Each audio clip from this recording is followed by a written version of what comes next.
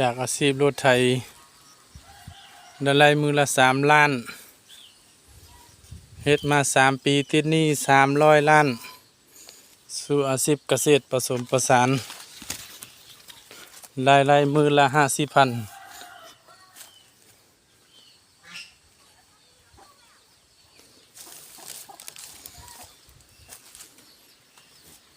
สาเหตุหนึ่งที่ว่าค่อยเศร้าเฮ็ดอาชีพรถไถเพราะว่าเป็นหยังอาชีพรถไถมีรายได้สูงแต่ว่าก็คือว่านั่นเนาะค่าใช้จ่ายมันก็สูงแต่ว่าเฮาเฮ็ดเกษตรผสมผสานนี่มันมีรายได้น้อยแต่ว่าได้มามันเป็นเงินเก็บ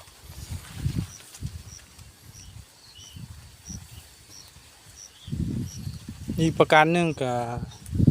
ค่อยเป็นโรคภูมิแพ้ที่ว่าไปรักษาอยู่ไ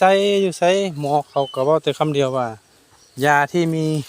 วิทยาศาสตร์ที่มีอยู่ปัจจุบันนี้มันบ่ทันสามารถคิดค้นยาที่ว่ารักษาโรคภูมิแพ้นี้ได้มันมีเพียงแต่ยาบรรเทาถ้าว่าเจ้าจะรักษาแท้ๆแม่นมีเพียงแต่ตัวเจ้าเองและโรงพยาบาลที่ดีที่สุดแม่นเรือนครัวของเจ้า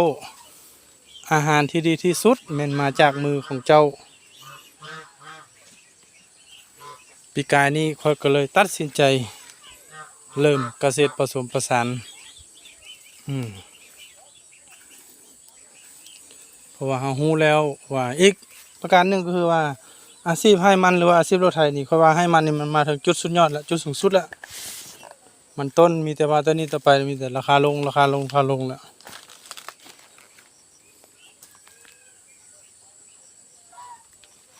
ว่ามันต้นมาถึงจุดสูงสุดแล้วนะแล้วคิดว่าปีนี้เป็นปีที่2แล้วก็ถือว่ามันเป็นช่วงเวลาที่ว่าเหมาะสมแล้วที่ว่าจะเปลี่ยนอาชีพถ้าเราฝืนอยู่ต่อไปนี่แน่นอนแล้วว่าบ่สามารถที่ว่าจะหาเงินได้เลย200 กว่าล้านหันมาใช้หนี้ได้ดอกเนาะเราจำเป็นต้องได้ปล่อยออกเพื่อให้มันหมดภาระตัวนั้นไปเนาะแล้วก็มาเริ่มต้นเฮ็ดตัวนี้สิ่งแรกเลยที่ว่าค่อยได้จากการเฮ็ดตัวนี้นี่แม่นสุขภาพเมื่อก่อนเนาะค่อยไปไถดินนี่แน่นอนเลยว่าทุกหมอเวลาเราไปหาหมอเนาะได้ยามาแล้วหมอทุกหมอที่ว่าค่อยไปเพราะว่าจะเป็นโรงพยาบาลในประเทศลาวหรือประเทศไทยอุดรขอนแก่นค่อยไปมาหมอทุกหมอเว้าคำเดียวคือเจ้าต้องอยู่ห่างจากชุมชนแออัดสถานที่ที่เป็นฝุ่นเป็นควันพวกนี้มันเด็ดขาดแต่ว่าค่อยเฮ็ดอาชีพรถไถมันค่อยต้องได้อยู่กับฝุ่นกับควันตอนกลางคืนนี่ค่อยนอนบ่ได้เลยนะตอนกลางคืนน่ะน้ำมูกนี่ไหลอยู่ตลอดเวลาเลยตอนกลางคืนน่ะถ้ามื้อใดค่อยไปไถดินมาน่ะหลังจากปีนี้ที่ว่าค่อยตัดสินใจหยุดอาชีพรถไถถือว่าชีวิตค่อยดีขึ้นตอนนี้กลางคืนสามารถนอนหลับสบายบ่จำเป็นต้องได้ลุกขึ้นมา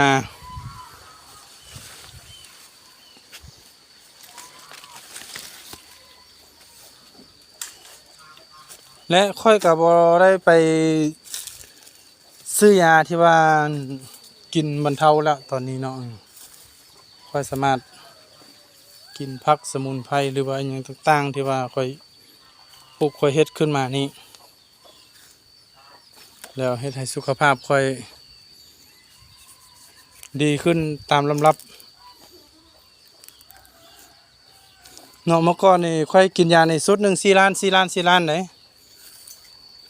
3 ปีที่ว่าค่อยเฮ็ดอาชีพรถไถมานี่นะแต่ว่าพอมาเฮ็ดอาชีพบัดนี้นี่